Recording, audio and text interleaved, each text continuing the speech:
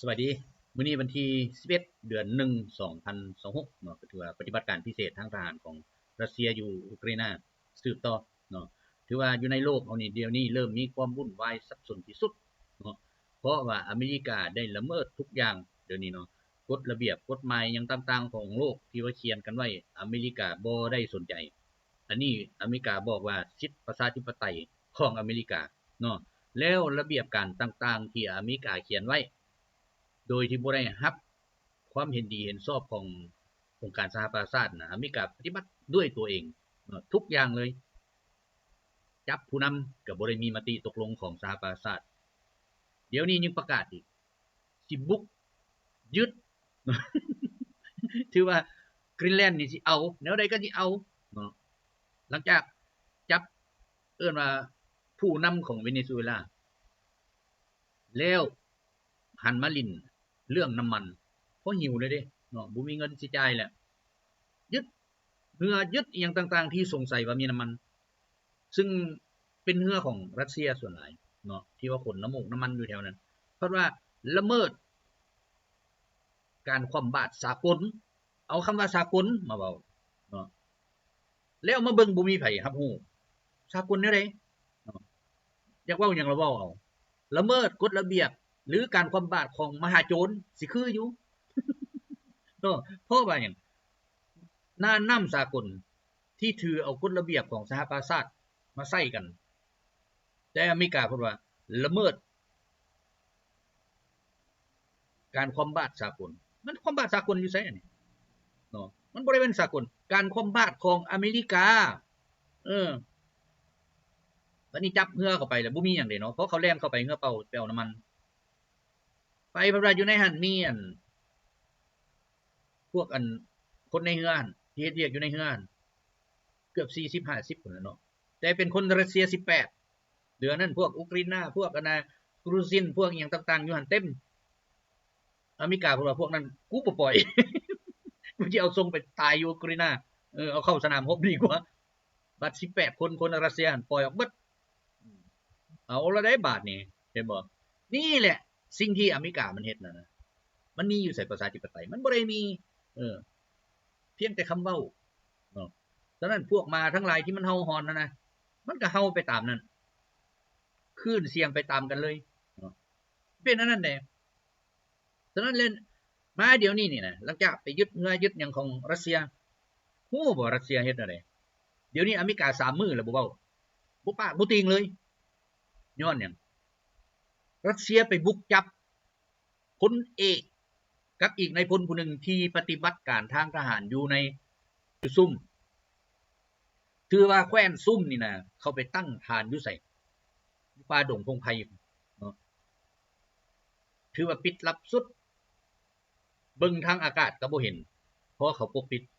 ระบบได้ดีหลายคลื่นต่างๆที่จะเข้าไปหาจับจุดนั่น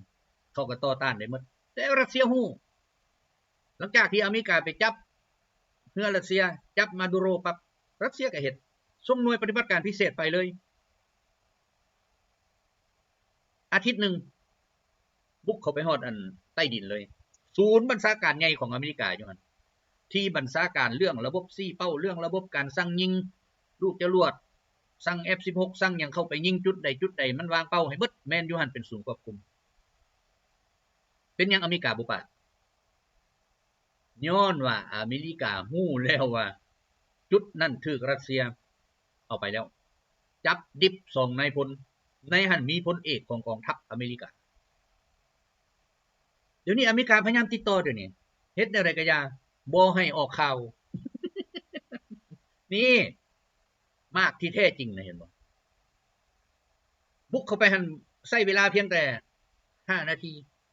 รัสเซียควบเบิดพวกที่อยู่ในอันศูนย์บัญชาการใหญ่อเมริกาตกใจบัดนี้พลเอกคันสิออกมาเว้าคันอเมริกาสิทวงเอาสิเปียกรักษาพลเอกยังบ่ได้เห็นแล้วบ่ได้ใส่ยนต์ใส่หยังหมดเอาทหารดิบๆแดงๆนี่แหละเข้าไปจนจำนี่เขาเอิ้นปฏิบัติการขั้นบัญชาการกองทัพถือว่า ซื่อพลเอกผู้นี้มันออกไปปฏิบัติการอยู่ในรบอยู่ในอันหลายซื่อในการซ่อมรบซ่อมอย่างแต่ในความเป็นจริงมันเข้าไปนั่งอยู่ในอันศูนย์บัญชาการใหญ่อยู่ในอันเมืองซุ่มเรียบร้อยคันสิเว้าแฮงก็เว้าบ่ได้เป็นอย่างรัสเซียบอกปล่อยเหือปล่อยอย่างได้ปล่อยเบิดบ่ปล่อยกูสิเอาออกมานี่ประกาศให้โลกรู้เลย อเมริกาพยายามปิดข่าวนี่เนาะแต่อันตัวลาวนี่บ่ปิดมาเว้าสู่ฟังโลดปิดหัวมันหยังเนาะมันบ่ฮู้ภาษาลาวมันฮู้แต่ภาษาอังกฤษ เว้าให้คนลาวนี่ฟังเรียบร้อยเดี๋ยวนี้นะส่งนายพลมาซ่อมรบได้คำเว้า2026มาซ่อมรบแต่ที่ความเป็นจริงแล้วเขามาแต่เริ่มต้นปฏิบัติการพิเศษนั่นแหละเขามาเริ่มต้นแล้วที่ว่าเขาเข้ามาสร้างตั้งฐานตัวนี้ขึ้นบัญชาการสำหรับสิยิงตัวใดยิงอยู่ใส่อีหยังต่างๆแม่นอยู่นี่เบิดเดี๋ยวนี้อเมริกากับทำเนียบ5มุมเพิ่นนั่นพากันเงียบ3มื้อแล้วบ่ออกมาเว้าซ้ำบ่พอรัสเซียก็เตือนอีกเตือนด้วยการยิงออเรชนิกพุ่นแหละยิงไปใส่หน้าเฮือนของอันพวกอันสหภาพยุโรปพุ่นเอาเข้าไประบบทำลายบ่อนผลิตอาวุธทำลายสางเก็บเมียนเทคนิคต่างๆที่ส่งมาจากกันอเมริกาและยุโรปนั่นแหละยิงใกล้ฐานรักษาก๊าซก็ถือว่าบ่ได้ถูกจุดดอกเขายิงนั่นน่ะแต่ว่าเขายิงข้างๆเนาะ4-500 เมตรมันก็ยังแห้งเลยก๊าซหายหนีเบิด มันเดี๋ยวนี้บ่พอกันใช้แล้วบัดนี้ยิ่งยามหนาวเข้ามาปีนี้ปรากฏว่าหิมะก็ตกหนักเนาะอยู่มอสโกมื้อคืนนี่เนี่ยตกแห้งอีหลีเที่ยวบินเที่ยวหยังต่างๆจนได้โจะนี่มันเริ่มแล้วได้สิเฮ็ดให้นายพลกองทัพอันหนาวนี่เข้าไปรบเรียบร้อยบัดนี้เงินก็เสียเนาะจ่ายเซเลนสกี้จ่ายเท่าไหร่ก็จ่ายกลายเป็นไอก๊าซไปหมด บ่มีหยังเลยอเมริกาก็มาสรุปตัวเลขที่ให้มันใส่แนวใดเอามันก็บ่มีอันใส่สุดแล้วนี่เซ็นกันระหว่างอันทำกับอันเซเลนสกี้เว้าเรื่องแห่หาเนี่ยสุดท้ายมาเดี๋ยวนี้รัสเซียยึดมูลค่ามันเท่าไหร่300,000 ล้านที่มันยังอยู่ในหั่นเด้รัสเซียเอาสบาย เพราะว่ารัสเซียยึดแล้วเด้ถือว่าลายเซ็นสัญญาส่งไฟที่ว่าอเมริกากับอุกราอินเซ็นกันบ่มีความหมายรัสเซียเอาไปสบาย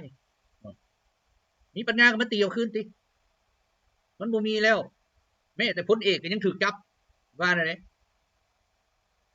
เฮ็ดได้บาดนี้เนาะคันสิเว้าแฮงหลายผัดอายก็เลยบ่ให้เว้าให้ขอเดี๋ยวนี้กำลังขอรัสเซียอยู่ให้ปิดข่าวรัสเซียก็ปิดมันบ่แม่นเรื่องที่มาเปิดเผยดอกอันนี้น่ะแต่ว่าสำนักข่าวของเขามันบ่ฮู้แต่ว่าข้าพเจ้ามาเว้าแล้วจังได๋เขาก็พากันเฮาเลยว่าค่อยนี้ เอาข่าวหลอกลวงมาเว้ากันแต่ให้ไปกวดคืนจำนวนพลเอกของอเมริกามีไผได้หายตัวนี่บ่ได้เมื่อบ้านหลายมื้อแล้วให้ไปกวดกันโลดแต่ว่าซื้อหั่นมีออกจากกันทำเนียบ5มุมนั่นไปปฏิบัติการอยู่ยุโรปเกียมซ่อมรบ2026เดี๋ยวนี้ถูกจับเรียบร้อยแล้วเนาะรัสเซียเอาไปไว้ใส่ยังบ่ฮู้เดี๋ยว เขาเอาทหารหมวดเดียวนึงนะไปนะพวกอันหน่วยรบพิเศษเขาเก็บหมดพวกยามเข้าไปลงจนฮอดฐานบัญชาพุ่นอยู่ในหันมีจักคนพากันยกมือเบิดเขาบ่ได้สู้ตายเด้เขาสู้ยกมือ มันบ่มีคำว่าสู้ตายนะเขาบ่มีแต่เขายั่วผู้อื่นหั่นใดนี่เขามันสู้เพื่อเงินผู้ใดมีเงินให้มันไปมันบ่แม่นด้วยใจต่างกันเด้ออาวุธมีคือกันทันสมัยที่สุดอีกอยู่ในมือของพวกเขาแต่ว่าบ่กล้ายิงย้อนหยังเขามาจี้แหละมันบ่อยากตายมันอยากใช้เงินมันนี่แต่ว่าผู้นึงเพิ่นเฮ็ดด้วยใจตายด้วยใจไปด้วยใจเพื่อชาติเพื่อประชาชนอีหลีนี่ผู้นึงเพิ่นหาเอาแต่เงินแดกแต่เขากินนั่นแหละมีหยังละเอาบ่ได้สนใจหัวประชาชนบ่ได้สนใจหยังหมดอยากได้สั้นมันก็ซื้อเอาคันมันมีเงินแหละจ้างผู้นั้นจ้างผู้นี้จ่ายเท่าใดก็จ่ายขอแต่ได้สั้นเพื่อหยังเพื่อโกยกันต่ออีกเนี่ยเขาเฮ็ดนั่นฉะนั้นเลยถามหาคำว่าชนะสำหรับพวกที่กินเงินกินคำเนี่ยบ่มีเขาจะบ่ชนะบ่มีวันชนะอีก อันนี้เห็นชัดเจนแล้วเดี๋ยวนี้นี่เขาป่วนอยู่ใส่เดี๋ยวนี้14วันแหละอยู่อิหร่านนี่ปล่อยให้อันนี้การเคลื่อนไหวนี่ไปซะก่อนเบิ่งจังหวะมันก่อนมันก็มีทั้งผู้สนับสนุนมีทั้งผู้ออกมาคัดค้านแต่อเมริกาเพิ่นว่าห้ามบ่ให้เฮ็ดหยังกับพวกประท้วงคันบ่เฮ็ดหยังมันก็ประท้วงมันบ่แม่นหยังมันทำลายมันบ่แม่นประท้วงแล้วล่ะมันบ่ได้สร้างความสงบจังเบิดมันทำลายเดี๋ยวนี้จู้นั่นจู้นี่อันนั้นนี่บัดเขาไปจับได้มาแม่นไผพวกอิสราเอลทั้งหมดจับได้อ่ะนะมันบ่มีอันคนอิหร่านเห็นบ่เขาไปปลุกระดมกันได้นะบัดนี้พวกนี้นี่เป็นตัวการที่ว่าทำลายจู้ท่านจู้นี่เฮ็ดหุนแฮงเฮ็ดหยังมันพวกนี้พาเฮ็ดจับได้มา100ปลายคนบ่มีคนอิหร่านจักคนเลยมีแต่คนอิสราเอลเอ้าแล้วอเมริกาทั้งนั้นฮู้ปั๊บก็มันอ้าวค่อยจะเข้าไปไกลเกลี่ยเรื่องสันติภาพอยู่ในอิหร่านบอกว่ามึงบ่มาก็อย่าอันนี้เรื่องปัญหาภายในกูเฮ็ดเอาเดี๋ยวนี้มันบ่มีอินเทอร์เน็ตบ่มีหยังมันก็ติดต่อกันบ่ได้อเมริกาไปตั้งเครื่องบัดนี้ตั้งเครื่องอยู่ใกล้ๆนั่นแหละเพื่อติดต่อสื่อสารคนที่มันส่งไปอิหร่านก็จับได้เนาะมีการติดต่อขอความช่วยเหลือจากอเมริกาเขาสิกวดคืนหมดมันเอาเงินมาใส่เฮ็ดแนวใดมาแนวใดเพราะว่าธนาคารกลางของอิหร่านบ่ได้ให้ธนาคารโลกนี่เข้าไปเกี่ยวข้องหยังหมดพวกรัสไซนี่บ่ฮู้เลยฉะนั้นเขาพยายามเฮ็ดแนวใดบีบคือเวเนซุเอลาแหละบีบอิหร่านนี่เพื่อเฮ็ดแนวใดมอบทั้งหมดนี่ให้ตระกูลรัสไซนี่คุ้มครองเขาเอาปานนั้นแต่ว่าอิหร่านก็บ่ได้ยอมเพราะว่าอิหร่านนี่หันทุกอย่างทรัพยากรธรรมชาติเป็นของรัฐแต่มันก็มีส่วนหนึ่งที่เข้าประนามเนาะพวกที่บ่ได้แดกนั่นแหละมันพยายามปั่นป่วนในสังคมเฮ็ดแนวใดก็อย่าต้องร่วมมืออันนั้นต้องร่วมมืออันนี้ความเว้าว่าอเมริกาเจริญแม่มันหยังคนนั้น80ล้านทุกอย่างมันบ่ได้แม่นความเจริญนั่นน่ะความล้มเหลวในการบริหารคันความเจริญเป็นจังได๋มันต้องคนได้อยู่ดีกินดีบ่มีนอนน้ำหนทางหนทางเนาะอันนี้คน80ล้านเลาะอยู่บ่มีเฮือนอยู่เฮ็ดมาก็ตัวนึงคือกันดีบ่ดีไปนอนหิมะท่วมหัวอยู่หั่นมึงมีปัญญาใส่อันไปเซาเฮือน $2-3,000 ต่อเดือนเว้าแล้วก็จักหัวเนาะคอหัวนี่ อันนี้ไหนบ่แม่นเว้าลิ้นเว้าแท้ๆนี่แล้วไปทวงหาประชาธิปไตยอยู่ประเทศนั้นทวงหาประชาธิปไตยอยู่ประเทศนี้อันสูงไปสร้างมันบ่แม่นสร้างประชาธิปไตยมันไปสร้างความเดือดร้อนสร้างความวุ่นวายอันนี้ฉะนั้นแหละมันเข้าไปใส่อันนั้นมันวุ่นอยู่หั่นวุ่นของมันไปเอาคนจำนวนนึงหั่นมันก็เขียนไว้แล้วเด้ถึงสิน้อยก็อย่าออกมาประท้วงบ่เห็นหยังแต่ว่าอยู่หัวมันเองอยู่อเมริกาเองน่ะปราบกันยิงกันบ่เห็นไผเว้าบ่เห็นมาตัวใดเฮาเลยเดี๋ยวนี้น่ะเงียบปึ๊ดเป็นนั่นสำนักซื่อของเขานะมันเป็นซื่อที่ว่าเฮาตามนายบอกเฮ็ดหยังกับเฮาเดี๋ยวนี้แล้วมาเบิ่งอยู่เวเนซุเอลาโตนนี้ตะพึดตะพืออันพวกอันสิโคนล่มมันน่ะมาดูโรโตนเฮ็ดหยังคันสู้ว่าสู้แน่สู้ก็สู้ติโตนเฮ็ดหยังก็ย้อนหยังก็ย้อนว่ากินเงินอเมริกาแล้วเฮ็ดแล้วมันบ่ประสบผลสำเร็จประชาชนออกมาประท้วงก็มีได้100,000สมมุติว่าอยู่ในหัน 50% มันตัวเองอีกที่กินเงินอเมริกาบัดประชาชนออกมากองทัพออกมาตำรวจออกมาเอ้าพวกเฮาบ่ได้อันนั้นเด้ป้าพวกต่อต้านนี่บัดนี้เห็นแล้วเด้ผู้ใดขายชาติพวกขายชาติคือพวกแดกเงินอเมริกาเอาให้หั่นซั่นล่ะบ่ของมันรับมันสิให้50ล้านพากันไปเอาขึ้นโครงกันก็คักแน่มีพลเอกพลโทพลหยังวางแผนกันคนล้มมาดูโรเฮาได้เงินแล้วเฮาก็ขึ้นกำอำนาจสุดท้ายเป็นอะไรถูกจับ ไปบ่รอดดอกเนาะเพราะว่าประชาชนส่วนใหญ่ยังสนับสนุนรัฐบาลแม้แต่กองทัพก็สนับสนุนคันกองทัพบ่สนับสนุนอยู่บ่ได้ฮอดคุมื้อนี้ฉะนั้นมันก็มีแน่นอนว่าเขาแทรกซึม นี่แหละแทรกซึมน้ำพวกอันที่มักไงไฟสูงนี่แหละเห็นบ่เอาเงินมาค่อยสิพาเฮ็ด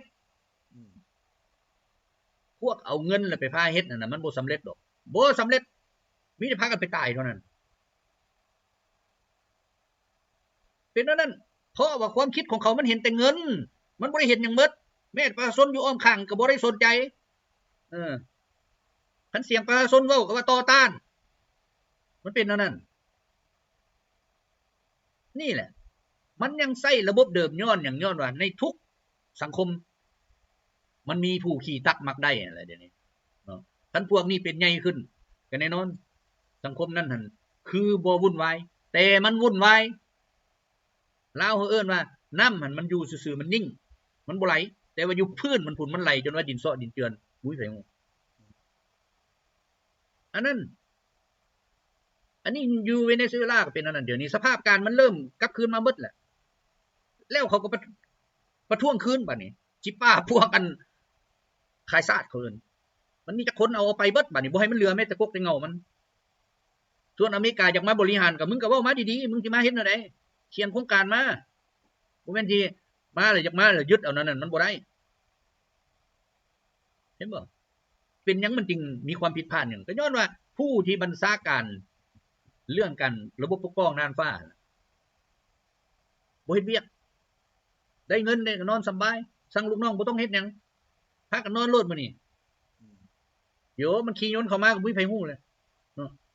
ต้องนอนดิแต่ว่าเอาบ่ได้แล้วเป็นอะไรบาดนี้มันคือกำปั้นตีขี้ดินนั่นแหละเจ็บบ่แน่นอนดินมันเจ็บบ่ดินบ่เจ็บดินก็ยังเป็นดินอยู่แต่กำปั้นเจ้าหันมันสิหมุนเนาะตีแห้งเท่าไหร่มันก็แห้งเท่านั้นแหละอันนี้ประชาชนเขาฮู้แล้วเขาเห็นแล้วจักประเทศแหละที่มันเฮ็ดเนี่ยนี่เจริญบ่เจริญอิรักเคยเจริญรุ่งเรืองประชาชนมีอยู่มีกินสุดท้ายมาฮอดมื้อนี้เป็นอะไรมีแต่เสียงระเบิดตุ้มหันตุ้มนี่เห็นบ่ลีบีเป็นอะไรก็คือกันแทนที่ว่ากาดาฟีพาสร้างภาษามาหั่นน่ะจนว่าเจริญรุ่งเรืองจนว่าบ่มีคนทุกข์แหละเพราะผู้บ่มีหยังแท้ๆเดือนนึงได้$1,000บ่มีหยังบ่มีเวียกเฮ็ดอยู่ล้านๆได้เดือนละ1,000ป่านนั้นมันยังพากันออกมาโค่นล้มกาดาฟีแล้วมาฮอดมื้อนี้เป็นอะไรล่ะว่างงานกันเป็นแถวประเทศชาติเจริญบ่เจริญทรัพย์สมบัติเดี๋ยวอเมริกาเอาประชาชนได้พิษกันมีแต่กองโจรบัดนี้นี่ซีรีส์เป็นอะไรคือกันหลังจากโค่นล้มมันอาซาดไปแล้วเป็นอะไรเดี๋ยวนี้อเมริกาซ้ำเอายนต์มันไปทิ่มใส่อันทหารของรัฐบาลเองบัดนี้เอาคันมักแนวนั้นก็ไปโลดเฮ็ดโลดนำอเมริกาน่ะบ่มีดอกความสงบเดี๋ยวสิพากันฮ้องเพลงว่าประเทศสงบบ่ต้องฮ้องมันวุ่นวายคันแก้ปัญหาสงบภายในบ่ได้มันก็ไปหาเกาะพิษต่างประเทศเพื่อหยังเพื่อให้เขาลืมไปอันอยู่ในประเทศ เขาเฮ็ดแนวนั้นเห็นบ่ระบบของเขาอเมริกาเดี๋ยวนี้มันเป็นได้มันก็วุ่นแหละทางในน่ะวุ่นแหละจักสิปราบอีหยังโตอีหยังเลยนี่ตีกันเองจังหน่อยใกล้สิแยกแล้ว ใกล้สิแยกแล้วทำก็จังเฮ็ดหยังมันก็เฮ็ดตามใจด้วยนี่สิถอนจากองค์การนั้นถอนจากองค์กรนี้ให้มันถอนไปโลดเนาะปฏิบัติการพิเศษของรัสเซียนี่ถือว่าเฮ็ดให้หัวหน้าเขาเอิ้นว่ากฎระเบียบโลกเก่ามั่งเลยบัดนี้คือข้าพเจ้าเคยเว้ามาแหละแผนข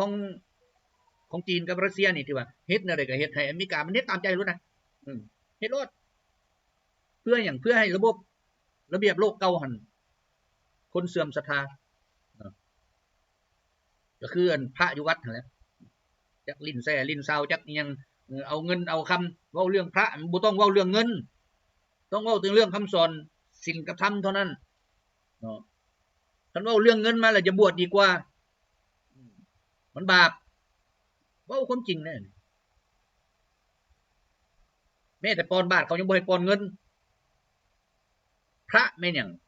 พระคือผู้ที่ปลดเปลื้องทุกอย่างเลยบ่สนใจหยังเลยมีแต่สอนให้คนเป็นคนดีเท่านั้นแต่คันพระองค์ใดยังมาเว้าอยู่โอ้สร้างกองบุญกุทานหยังตั้ง ดีอยู่ดอกอันนั้นแต่ก็ยังผิดคำสอนอยู่เฮ็ดอันนั้นบ่ได้ได้เฮ็ดอันนี้บ่ได้ได้มีแต่บาปแต่บุญมีแต่อันนั้นต้องสร้างอันนี้สร้างดีแท้บริจาคให้มันหลายๆพระแนวนั้นควรไล่ออกหมดบ่ต้องเอาไว้อยู่วัดมันบาปอันนี้เด้คือกันอเมริกาคือกันเดี๋ยวนี้เว้าตัวเองนี่ต้องมีประชาธิปไตยอย่างต่างๆเว้าให้หมู่หั่นบัดหัวตัวเองในบัดนี้ยังเฮ็ดหยังละเฮ็ดอยากปุ้นไผละปุ้นยังเอาของไผละเอาเดี๋ยวนี้โลกนี่นะพากันเรียกร้องการโฮมตัวกันเพื่อตีอเมริกาเขา ชาวอเมริกาย่านได้บัดนี้เอาคนหมดโลกไปตีนี่สิไปเฮ็ดอันใดอเมริกาเขาพร้อมสิสู้บ่เขาบ่พร้อมเขาออกมาประท้วงเดี๋ยวนี้เต็มถนนหนทางพวกเขาบ่พร้อมตายพวกเขาบ่สนับสนุนสงครามนี่มึงออกมาสวยแล้วเนาะมันจนสิไปถึงขั้นนั้นแล้วเดี๋ยวนี้อิหร่านคือกันอยู่นี่กำลังสิปากพวกอันที่ว่าจะไปนำอเมริกาชาวอิหร่านยังออกมาเว้าเองพวกเฮาหยุดเถอะ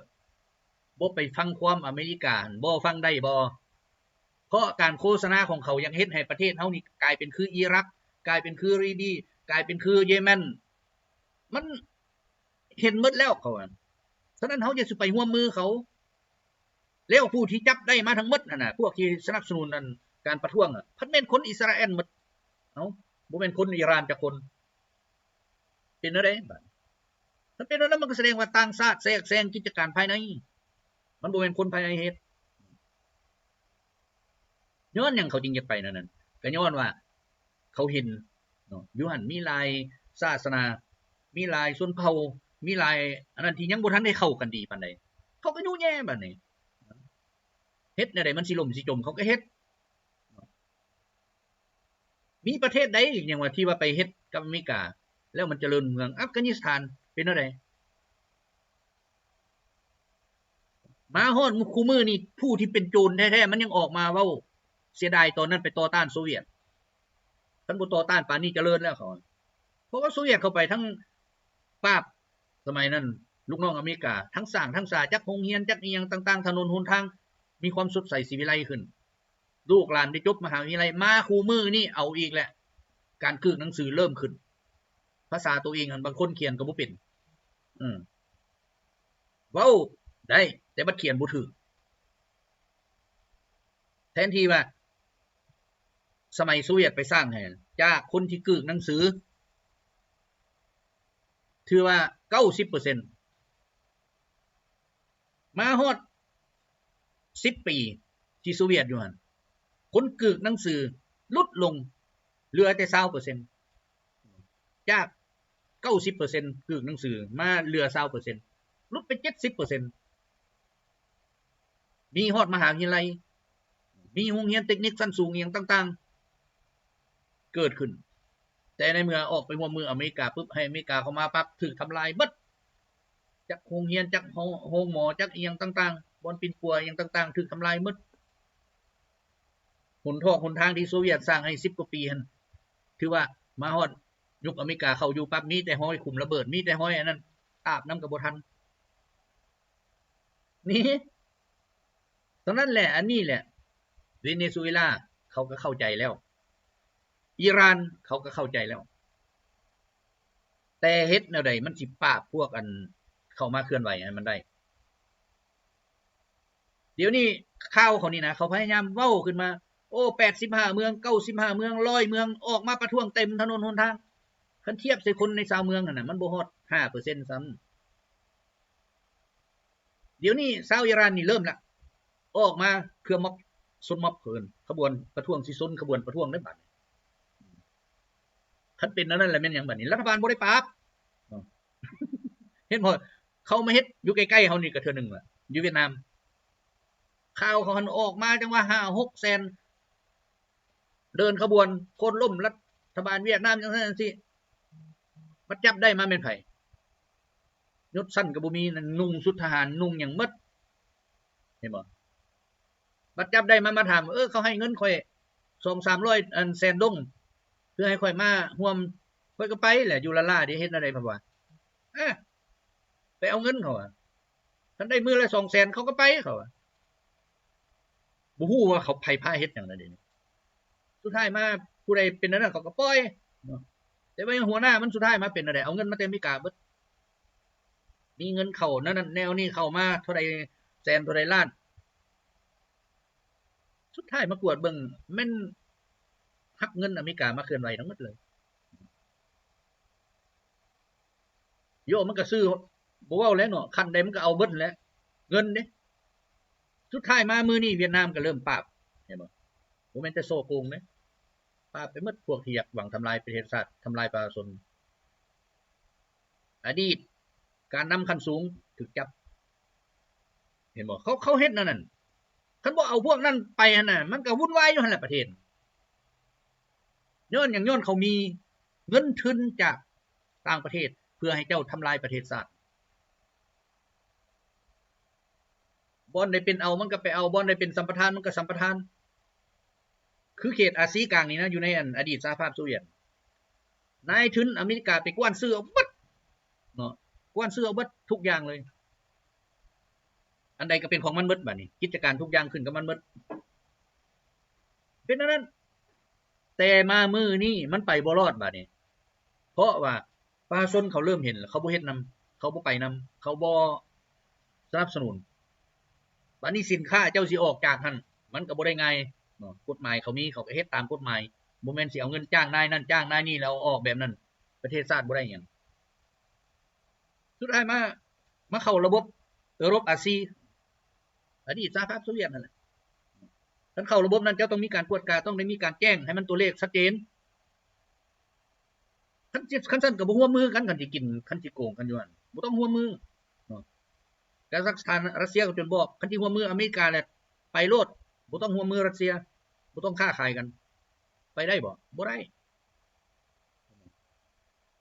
สุดท้ายมันก็ได้มาเซ็นกับรัสเซียหมดเรื่องพลังงานปรมาณูอุซเบกิสถานคือกันก็ได้มาเซ็นหมดให้รัสเซียนี่ไปสร้างโรงงานปรมาณูให้เพื่อผลิตพลังงานเพราะอันอื่นมันบ่ทันมีอันถูกนะมันมีอันแพงเดี๋ยวนี้นี่มีแต่พลังงานเดียวนี่ที่ถูกที่สุดหรือบ่ก็ก๊าซคันก๊าซมาได้ใส่ก็เอามาแต่รัสเซียอีกเนาะคือยุโรปเขามีคู่มือนี่นะโรงงานผลิตไฟฟ้าหยังต่างๆสุดท้ายมาในเมื่อตัดความบาดก๊าซเฮ็ดได้บัดนี้บ่มีคันบ่มีก็บ่ได้ผลิตค่าไฟขึ้นมันก็ขึ้นทุกอย่างแล้วบัดนี้มันบ่แม่นแต่ว่าอันเดียวได้บัดนี้คันขึ้นทุกอย่างมันเป็นอะไรการดำรงชีวิตตายอุตสาหกรรมใหญ่ๆหยุดอุตสาหกรรมเล็กของอันเยอรมันที่เฮ็ดท่อเฮ็ดหยังต่างๆปิดคันปิดแล้วเป็นอะไรมีผู้ซื้อโรงงานเขาก็ขายบัดนี้ได้เท่าใดเขาก็เอาคันอันใดเทคโนโลยีมันสูงจีนก็ไปซื้อเอาเลยบัดนี้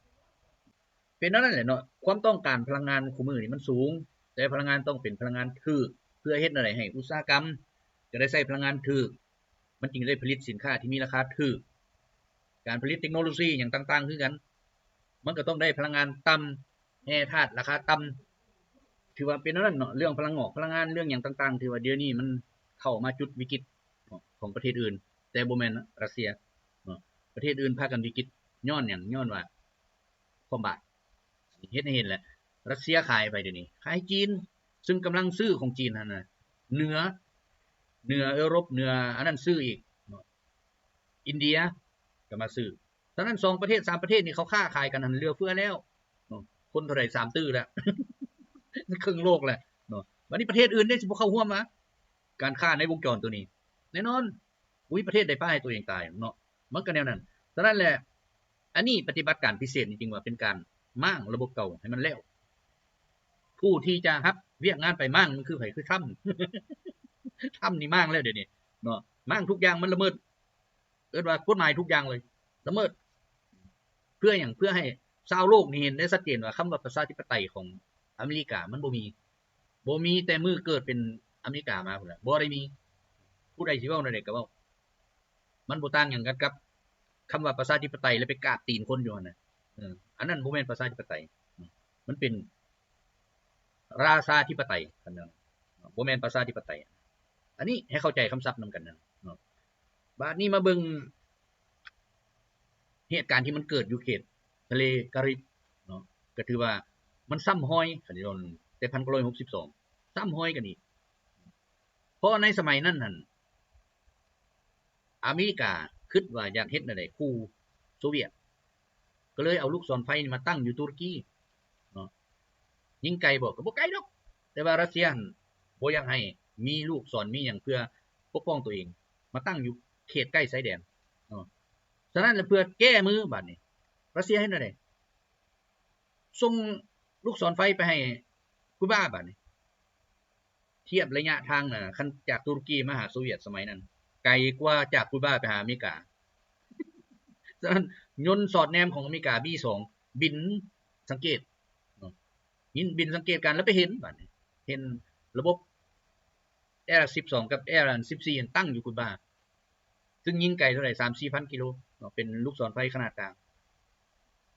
ยุทธศาสตร์ขนาดกลางติดหัวนิวเคลียร์ได้ก็เลยอันนี้คือกันนี่มันซ้ำห้อยตัวนั้นสมัยนั้นหลังจากกันโซเวียตไปตั้งอยู่คูบาแล้วเป็นอะไรอเมริกาก็เงียบเพราะอเมริกาฮู้เลยว่าการเดินทุกอย่างถ้าหากผิดพลาดถือว่าอเมริกาถูกปรมาณูฉะนั้นอเมริกาพยายามติดต่อทางมอสโกเข้าหาทูตรัสเซียอยู่อเมริกาบอกว่าเดี๋ยวนี้พวกเฮาบ่มีสัญญาได้ตัวนี้บ่มีลายเซ็นได้พวกเฮาจะขอถอน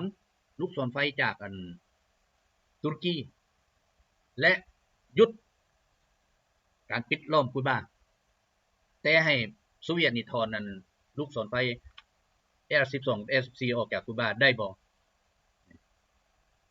สุดท้ายมันเป็นไผมาหาทูตจอห์น เอฟ เคนเนดี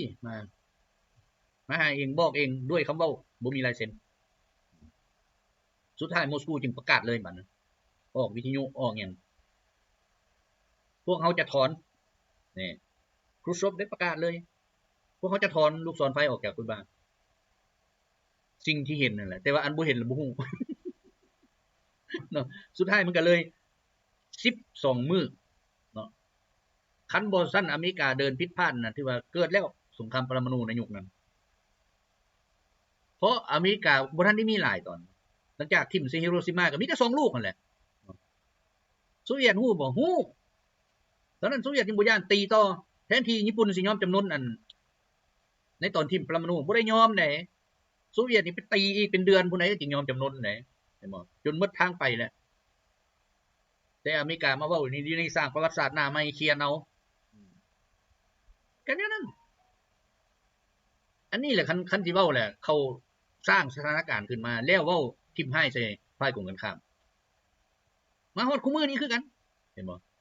ละเมิดระเบียบโลกไปจับเอาผู้นำจับเอาอันนั้นอันนี้เขายึดเนื้อเขา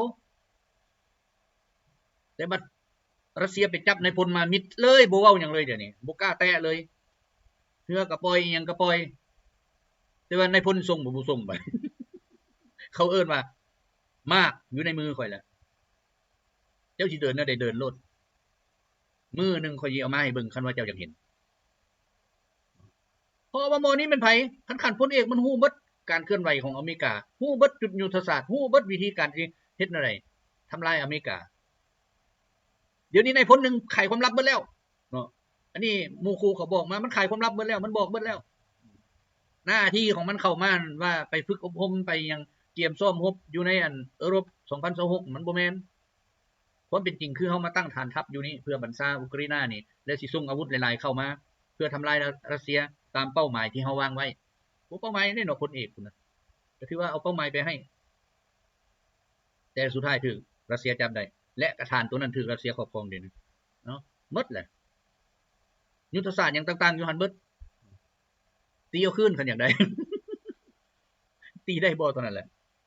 เพราะว่าอาวุธที่ส่งเข้ามาอยู่ชายแดนรวมก็ถือว่ารัสเซียจัดการแล้วมีบ่อันป้องกันมันบัดนี้บ่มีออริชนิกไปบ่อนใดแล้วลงเบิดตอนนี้บุริปูตินก็จนได้ออกมาบอกเดี๋ยวนี้คันพวกเจ้านะบ่เชื่อค่อยขอท้าพวกเจ้าโลดให้พวกเจ้าโฮมเบิดนักวิทยาศาสตร์ของพวกเจ้านะระบบปกป้องน่านฟ้ามีเท่าไหร่เอามาเบิดสิให้ข่อยยิงจุดใดบอกมาสิเอาบ่อนใดแล้วพวกเจ้าเอาไปตั้งรถหั่นพันเครื่องกับพันรถ ระบบปกป้องน่านฟ้ามีเท่าไรเครื่องคนมาหั่นแล้วค่อยสิยิงลูกเดียวให้เบิ่ง